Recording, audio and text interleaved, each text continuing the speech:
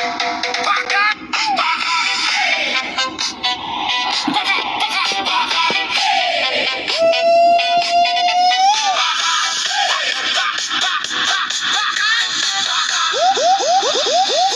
sabi ng kaibigan mo, lahat daw mali ang mundo. Tawa ng tawa sa pwesto ko, pero tingnan mo, masaya pa ako. Magandang hapon, kahit may bagyo mga kaibigan, si Kia po, ano ho? Pero nais pa rin nating bumati ng magandang hapon sa lahat ng mga palaway nyo maging sa buong universe. Welcome po tayong lahat na subaybayan ang programang Hitik sa Impormasyon, ang isyong panlipunan dito lamang sa Biguas News Philippines. Darito sa saliw ng hamon, siya ang komentaryo, ako yung palabas. Kung siya ay palad, ako yung buhit na matalas. Samahan ho ninyo ako sa loob ng isang oras na palatuntunan. Trabaho lang ho tayo, walang personalan. Don Robert Ramiro ang maghahatid sa inyo ng balita at paalaala sa lahat ng mga kababayan nating nagmamamalasakit sa sambayan ng Pilipino. Palagi na lang, sugat ang laman ng bawat litanya niya. Pero sa salamin ko lang, nakikita kung gaano ako kumikina. Sa bawat Ang headline natin ngayon ay ayuda ang bida sa suna ni Pangulong Ferdinand Bongbong Marcos Jr. lalait na sumaho. Kung di mo trip ang buhay ko, di kita gusto. Ginawa mong biro, yan ang gasolina ko. Mas lalakasan ko pa tong sigaw ko. Okay, tuloy-tuloy na ho tayo mga kababayan. Umpisa na nating magbasa ng headline ngayong araw ng Biyernes, ano ho? At tayo ho ay babalik sa Lunes na, ano?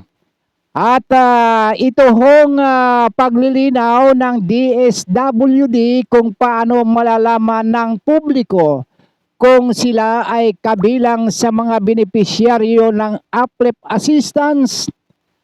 Ayun, tinatawag nilang Unified Package for Livelihood Industry Food and Transport o APLEP. Yun tinatawag na APLEP assistance. Oh. Ang sila ho ay kabilang, no? Yung mga kabilang ay ang group number 1. Sino-sino ho itong mga kabilang na ito? Yung group number 1, ang mga purpose at walang gutom program beneficiaries ay makatatanggap ng text messages bilang abiso kung credit na ang ayuda sa kanilang land bank e-wallet. Obligado palang magkaroon ng e-wallet itong mga ito. Itong group number 2 naman ay ang mga poor, itong mga mahihirap at near poor household o kaya ay malapit nang maghirap. Malapit na maghirap, near poor households. Kukontakin ang kanilang lokal na pamahalaan para sa pag-payout. Ano ito? Schedule, yung payout schedule ng kanilang lokal na pamahalaan kung kailan ho nila ito matatanggap. Okay, yun na hong na group number 3 naman ay ang SSS low income earners. Ito ho ay makatatanggap ng opisyal na notification sa kanilang may SS account. Ito hong paglilinaw na ito ay ang programang ito ng Pangulong Ferdinand Marcos Jr. ay palakpakan ho natin. Ito ho ay magandang pambungad ngayong araw na ito, lalo na ito ngayong hapon, para doon sa mga makikinig at makakapanood dito sa online TV ng Bigwas News Philippines. At ang pagkakabanggit pa ho rito ay gumawa ho ng programa ang pamalaang Marcos Jr. na ang bawat barangay din ay makikinabang. Ito ho ay tungkol sa mga ayuda, mga kaibigan. Ay makikinabang din ng ika nga ayuda. Bibigyan ho ng 200,000 piso kada barangay sa buong Pilipinas. Mukhang nalimutan na yata yung barangay health workers ho dito eh. Isa lang ang kondisyon, may kondisyon pa ho pala ito mga kababayan ko. Yun hong ibibigay na 200K na programa, itong program sa bawat barangay na makikinabang ay meron hong kondisyon na ang kalahati ay gugugulin ho, gagamitin para sa mga pagsuporta sa mga presidential scholar. O gaano ba karami yung mga scholar ng presidente? Wala ho akong talaan kung gaano sila karami.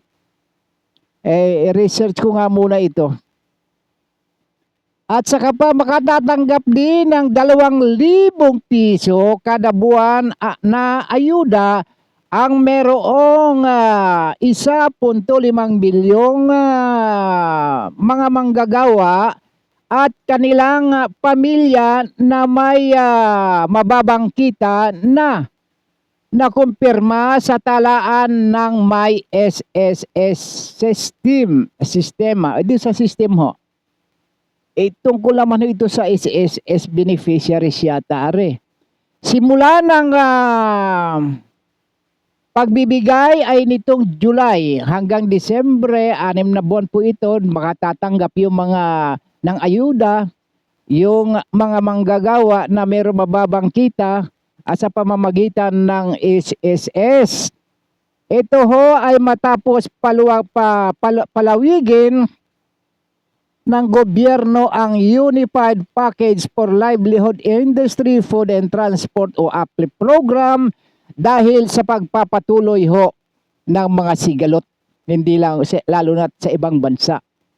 At papalawakin din ang suporta para sa 2.5 milyong mahihirap at yung malapit na maging mahirap. Dapat siguro itong malapit na maging mahirap, baka itong mga nalugi sa sa negosyo, kaya naman huminto na sa pagninegosyo dahil sa mga katakot-takot na mga requirements na mga hinihiling. At yung malapit nang maging mahirap na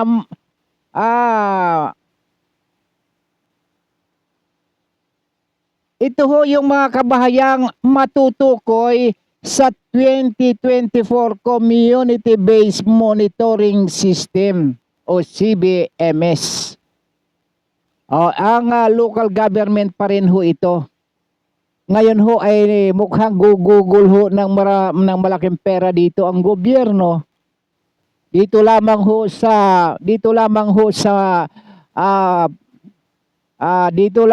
sa pagbibigay ho ng ayuda sa mga beneficiaries, lalong-lalo na itong barangay na pagkakalooban ng tig 200,000 piso ay kukwentahin nga natin ilan ho bang barangay ho sa buong Pilipinas. Ang barangay ho, ang total na barangay sa buong kapuluan ay 42,029 barangays. Ngayon, kung bibigyan ho natin yan, bibigyan ho ng ang makikinabang ho dyan ay ang 42,029 barangay, bibigyan ho yan tigda 200 aabot ho ng yan. Aabot ho yung bilyones ho. 8,405,800,000 pesos ang magagastos paluluwal ho ng gobyerno para ho matugunan ho itong sinasabing ayuda na ito sa bawat barangay, yung programang pagbibigay ng tigda 200,000 piso. Pero meron hong condition ho ito eh. O ano ho ang condition ho dito, yung daw kalahati ay ibibigay do sa mga presidential scholar. Well, gano'n sige. Mamaya balikan ho natin dito. Yan ho ay liliwanagin. Bukod ho dito sa binanggit ho natin, ay meron din hong kumakalat na ayuda na may palagdaan. Meron hong palagdaan ho dito na di umano, ito hong balitang ito daw ho ay pangako na tulong o ayuda, ito naman ho daw ay may kaugnayan para ho doon sa paghahangad na maipasa ang charter change o pagbabago sa saligang batas sa pamamagitan ng People's Initiative. Yun ang sinasabi ho natin dito eh. Kaya ho siguro namumudbud ho ang pamalahan ho natin. Ito ho ay aking opinion. Aywan ko lang kung ano ang anong dating ho sa inyo nito. Yun ho bang pamumudbud ng ayuda ng gobyerno ay meron hong koneksyon dito ho sa pagpapalagda na kumakalat ho ngayon na ito ay merong kaugnayan para ho sa charter change sa pamamagitan ng paglagda ng mga pangalan at precinct number ng mga botante sa pamamagitan ho ditong People's Initiative. Dito tayo mabibingwit mga kababayan ko. Mabibingwit ho tayo rito eh. Dapat ho tayo magiging matalino. Magiging matalino tayo dapat dito sa lahat-lahat na itong mga itong mga papirma-pirma sa pamimigay ho ng mga ayuda. Unang-una ho dito yung mga barangay. Yung barangay ho na merong katotal na barangay sa buong Kapuluan na 42,029 barangay, bibigyan ho muna ito ng tigda 200,000 piso. Ay bukod ho dyan, bibigyan din ho ng tigda 2,000 piso ang ayuda. Kada buwan ho.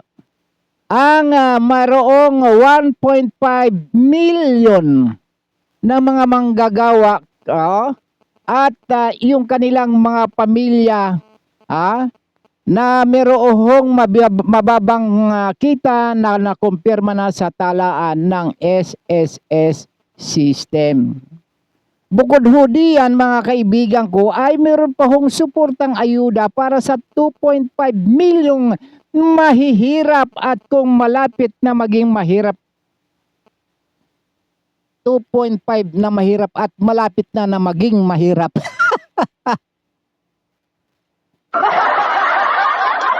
Pwede bang malapit na maging mayaman?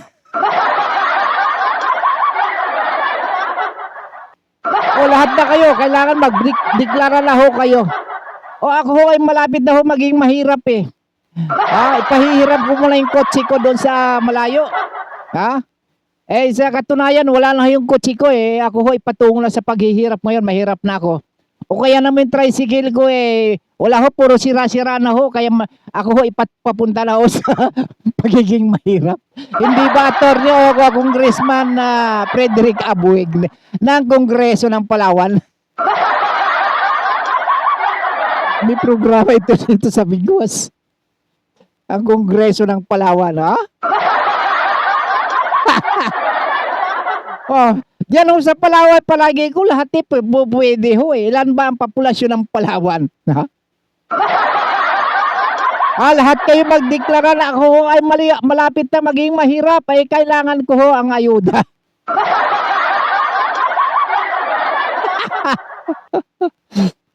Pambihirang buhay ito. Ilan ito? 2.5 million? Ang ganun din yung 2.5 million, yan din yung mga walang trabaho eh.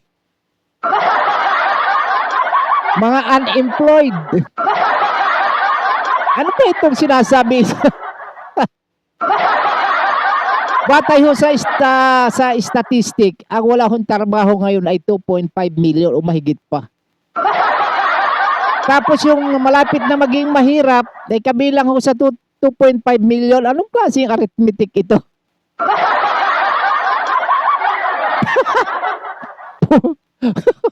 Pusong madamdamin.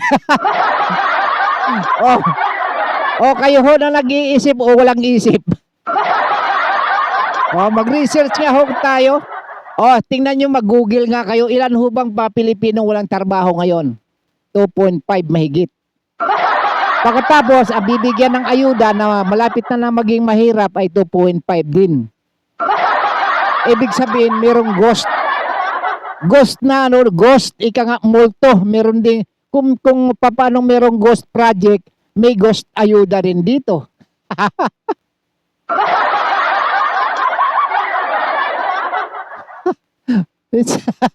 Ako nadadala sa pinatatawa ko lang ho kayo. Hindi na wala ho tayong masamang tinapay tungkol ho dito. Sa report ho na ito, sa ulat ho, itong programa ng presidente, yung bang gumagawa ng report na ito, naiintindihan nyo ba? Nagre-research din ho ba kayo? Yung statistic ho, kayo ho nagbibigay ng, binibigyan nyo ng maling informasyon yata yung presidente natin, kaya nababatikos ng gusto eh. Sino ba ho bang writer dito? Yung yung PCO? Mabata niya, mabata niya, Antikler. Sige, Antikler, ilan ho bang walang trabaho ngayon? Ng mga Pilipino sa buong bansa, di ba 2.5 mahigit? Ang sabi dito sa inyong report dito ay 2.5 milyong mahihirap din, yung malapit na maging mahirap. Hindi pa kasali yung mahihirap. Yung malapit na maging mahirap, ang bihirap buhay ito. Ano ba, pinagluloko nyo ba kami rito?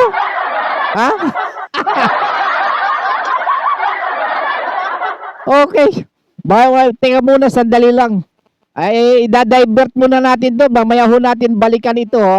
Hindi ko pa ho nasasala ng mabuti ito. Ito muna ito muna hong gumakalat na ayuda. Ika nga, merong kaakibat na pagpirma.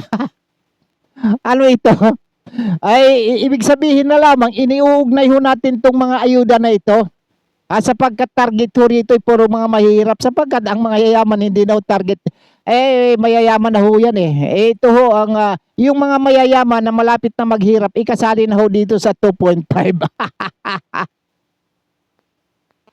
Kaya ho, meron hong paalala ho rito may mahalaga ho yung paalala para sa ating mga kababayan na anuman ho ang tulong mula ho sa gobyerno o kaya programa ay karapatan ng bawat Pilipinong dapat na pamilya at hindi dapat meron hong kondisyon sa pagpirma, pagsang-ayon o kaya pagsuporta o anumang pagbabago sa konstitusyon. At kapag ang tulong ay ginagawang kapalit o yung lagda, ibig sabihin katumbas na rin niya ng pagpayag o pagboto, ito ay may tuturing na pambibili. Binibili nyo naman yung karapatan yung kalayaan ng mga mahihirap kayo ho na mga mapang-abuso sa kapangyarihan. Labag sa batas ho yan. At hindi lang labag sa batas, ay labag din sa dignidad ng bawat Pilipino yan, mga kaibigan ko. Pipirmahin ka, merong kondisyon. Pirma ka dito para sa ayuda, hindi mo nga alam kung anong ayuda yun ang kapalit ho dito pala yung pagbabago sa saligang batas. Ibig sabihin, uungguyin na naman nila tayo, mga kaibigan ko. kung papaano ang pinagsasabihan na hindi naman siguro lahat ng Pilipino na unggoy. Mahilig kasi ko yung mga unggoy. Inuunggoy nyo na naman kami. Ano ba ito? Ito, kung karapatan ng bawat pamilyang Pilipino, mula ho sa gobyerno kung sila bibigyan ho ng mga ayuda pero wala hong kondisyon. Kaya ho nagpapaalala ho magpapaalala ho itong programang ito sa mga kababayan natin. Nalabag ho sa batas at maging sa ating mga dignidad bilang Pilipino na ang pagkapalit ng ating pirma ho dyan at ang karapatan natin sa panandali ang ginhawa lamang po iyan. Hindi ho yan pang matagalan. Sino hong nakikinabang ho dito? Kapag kayo ho ay pumayag ho dito na ang pagpirma ho ninyo ay para ho sa pagbabago ng saligang batas. Ay kanino ho pa pumapabor ho yung saligang batas na iyan? Para din ho sa mga mayayaman.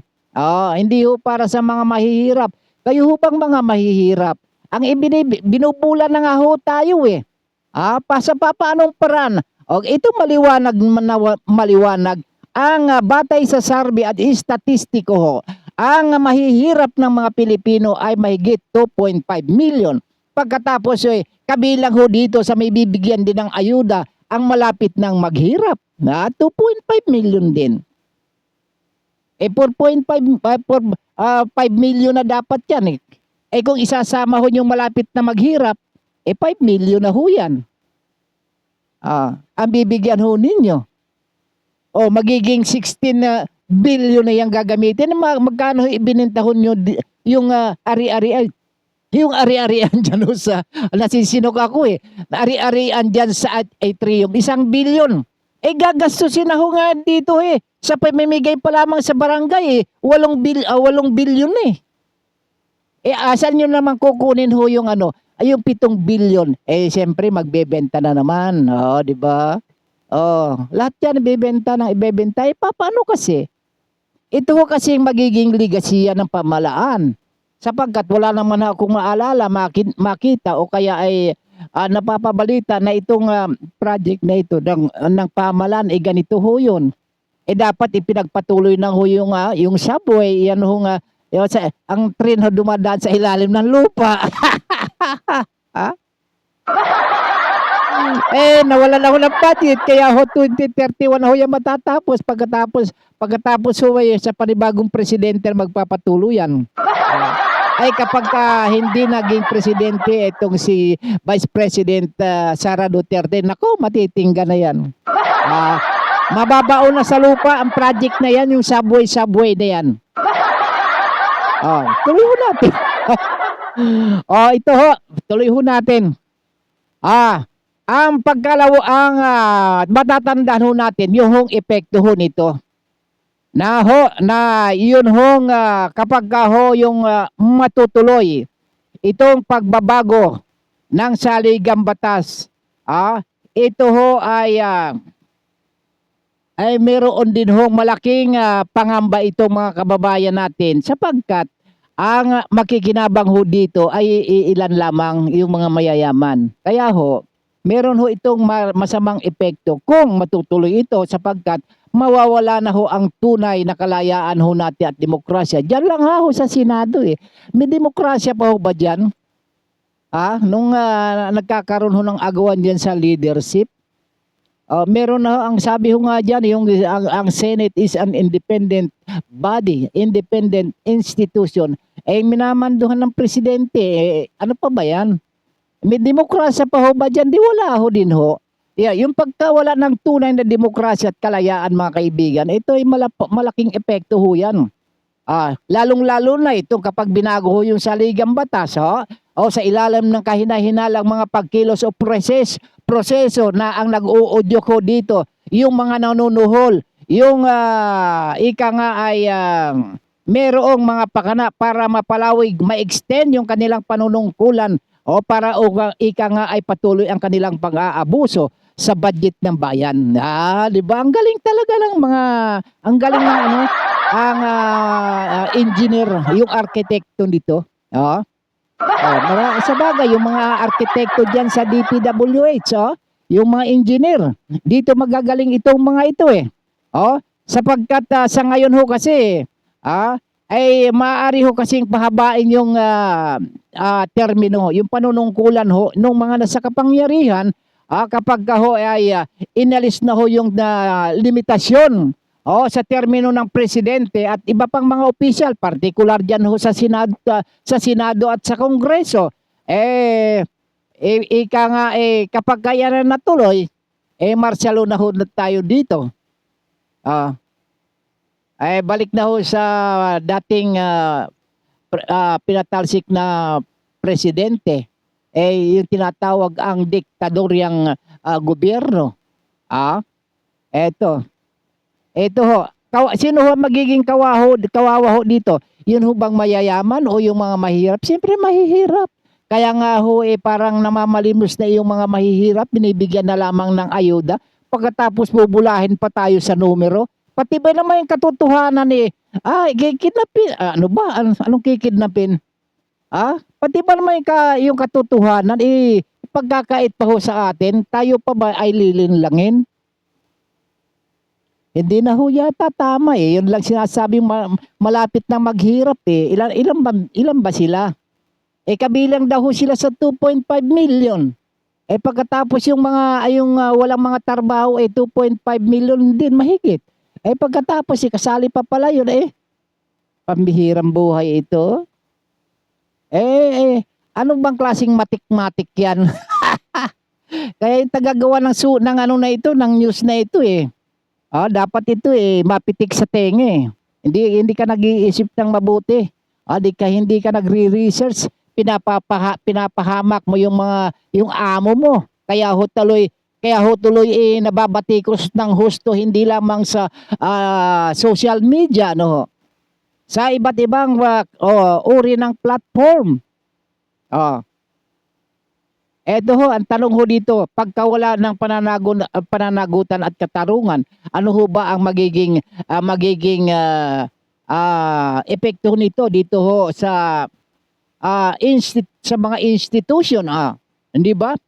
Sapagkat basahin nga natin, maaring humina ang kapangyarihan ng korte at ang institusyon laban sa mga makapangyarihan sapagkat ang mga distansya, ang mga distansya, ano ba naman yan? Yung mga dynasty, at publiko ay maaring manatiling nakapwesto at walang tunay na kalaban at mahirapan ang taong bayan na sila ay papanagutin. Ngayon ang nangyayari ho natin ngayon. Sino ho ang nananagot dito? Hindi ho ba yung nagbubulgar, ikinukulong? Yun ho mga kawatan nandun sa labas o nagpipiesta, nagpaparty-partihan. Pero yung nagbubulgar ng kanilang gawain, nandun sa kulungan.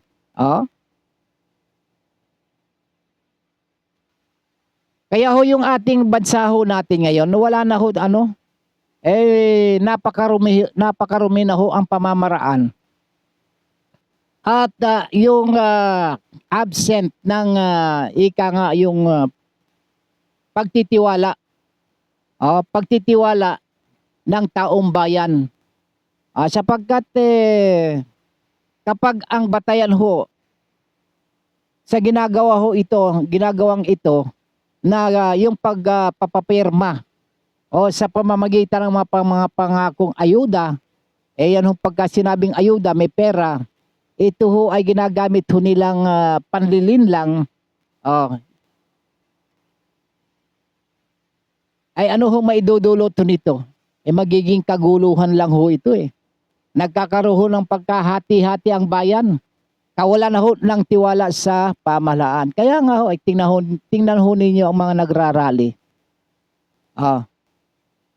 Tingnan ho nagpo-protesta ho. Sa zona. Sa zona ng Pangulo, bida naman itong ayuda. Sigurado ako. Hindi ho pwedeng hindi ho mabanggit ito Nasa program na ho to, kaya nga panay-panay ho ang ng ayuda dahil sa kasama ho ito sa mga agenda sa mga babanggitin ng presidente. Nasa ganito, yung mga mahihirap, na wala ho mga trabaho, bibigyan ng ayuda at yung mga pamilyang malapit ng maghirap, bibigyan din ng ayuda, kabilang siya. Natatawa ko Natatawa ko dun sa statistic Kaya ho yung panawagan ho. Hindi lang siguro, hindi lang yung mga marami hong matatalino pero mga tawag natin sarado ang utak eh. Oh? Maging matalino tayo ho mga kababayan ko, lalong-lalo na yung mga pobre. Katulad ho namin. Para makaraos lang kami sa maghapon, okay na. Hindi naman ho ako kabilang doon sa mga kurap na mga media men at hindi rin ako mahilig pumiar, ha? Basta't kami nakakaraos, sapat na ho yun sapagkat kapag ka ikay pumanal, madadala mo ba yung Madadala mo ba yung yaman mo sa libingan mo? Nabanggit ko ho yan Yung ganyang termino. Isang vlogger ho, milyon-milyon ho yung kanyang subscriber at supporters. Milyon din yung kanyang kinikita. Pero ano ang ginagawa niya? Nagalito ang gobyerno sa kanya. Kasi namimigay ho siya ng ayuda din sa mga mahihirap. Galito si Antikler, hindi mo trabaho yan, trabaho ng gobyerno po. Sanggala naman buhay ito. Ang daming mahihirap na hindi nyo nabibigyan. Ang nabibigyan lamang yung mga nasa listahan, kilala ng mga barangay official. Kapag hindi ka kilala, pag hindi ka mabigat ang dugo sa'yo, naku, malabo ka pa sa ihi ng pusit. Pero itong vlogger na ito ay kinagagala ko rin ibalita sa inyo idol ko rin din ito Ma'am Ivana Alawi. Nagalit si Antikler sa iyo, bakit ka raw namimigay ng ayuda sa mga mahihirap? Kaya ho dumadami ho yung nito yung mga subscribers ho nito. Ako isa ho sa mga subscriber niya Pero yung nagsusubscribe sa akin ilang piraso lang sa YouTube channel ko. Kaya palakpakan ho natin. Palakpakan ho natin si Ma'am Ivana Alawi. Meron lang akong isang kahilingan lang sa iyo, Ma'am, Madam. O kaya Ma'am, tabangi ko og kuan pag-promote sa among kuan ba. Kanang turismo sa Sibuyan, Romblon. Total kahibalo man ka magbisaya, kay Bisaya man ay imong mama, taga Cebu man na siya. Mangayo kog tabang nimo og musugot ka. Depende na kung musugot na pamilya nimo nga tabangan na among turismo dito sa Sibuyan. Imbitihon ta ka dito sa among lugar. Okay? Binisaya ho yun mga kaibigan sapagkat nakaiintindi ho naman ito ng Bisaya. Itong si si Ivana Alawi. Bisaya yung mama niya kasi taga Cebu. Kaya marunong ho yan. Kaya dinaan ko na lamang ho doon sa salitang Bisaya para yung mga Ilocano, Kabampangan, Pangasinense, ay hindi ho nila maintindihan. Kami lang nagkakaintindihan. Mabuti